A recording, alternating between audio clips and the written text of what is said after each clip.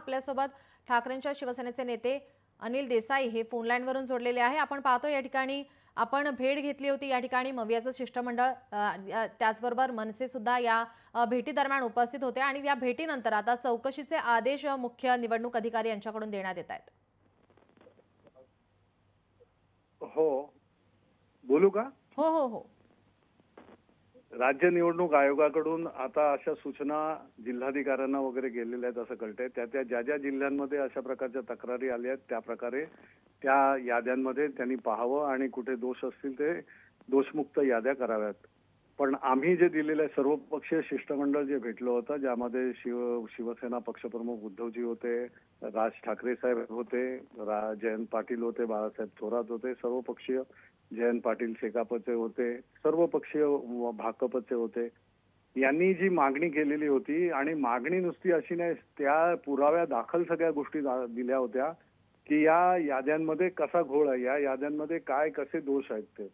म्हणजे विधानसभा 2024 पासून त्याच्यानंतर कट ऑफ डेट आता मागितली त्या याच्यामध्ये सुद्धा एकंदरीत 1 जुलैची यादी जी कट ऑफ डेट म्हणून तुम्ही घेताय, जी या स्थानिक स्वराज्य संस्थांच्या निवडणुकांसाठी वापरण्यात येणार आहे, त्याच्यामध्ये विधानसभा निवडणुकी 2024 पासून ते आतापर्यंत दोषच दोष आहेत। ते दोष तुम्हाला जर दोषमुक्त त्या याद्या करायच्या असतील तर संपूर्ण यंत्रणा तुम्हाला कामाला लावायला लागेल।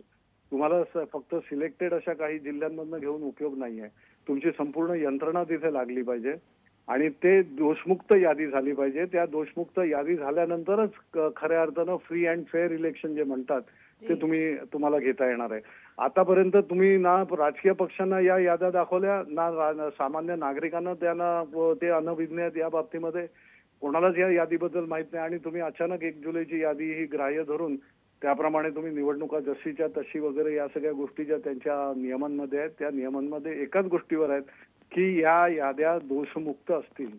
त्या सदोष याद्या घेऊन मला फ्री अँड फेअर इलेक्शन म्हणताच येणार नाही आणि म्हणून हे त्यांच्या निदर्शनास आणलं होतं। तर त्यांनी संपूर्ण करावं आणि त्याच्यासाठी शॉर्ट समरी रिव्हिजन ही जी त्यांची महत्वाची एक हे असते, पुनर्विलोकन करण्याची एक यंत्रणा असते, त्याची मागणी केली होती, ती केलेली दिसत नाहीये। ते आयोगानं त्वरित करावं। केंद्रीय निवडणूक आयोगाचे जे प्रतिनिधी म्हणून इथे सीईओ आहेत, चीफ इलेक्शन ऑफिसर महाराष्ट्राचे, त्यांनी आणि या राज्य निवडणूक आयोगानं मिळून त्याच्या प्रकारची पहिलं पाऊल घ्यावं आणि त्याच्या बरोबरीने आम्ही बाकीचे सुद्धा मुद्दे महत्वाचे मांडलेले आहेत। व्हीव्हीपॅट का नाही या निवडणुकीमध्ये? मुंबई सारख्या महानगराच्या याच्यामध्ये जिथे प्रभाग एकच आहे त्या ठिकाणी तुम्हाला व्हीव्हीपॅट लावणं गरजेचं आहे। लोकांना कळलं पाहिजे ना, मतदाराला कळलं पाहिजे की माझं मत दिलेलं हे कुठे जात आहे।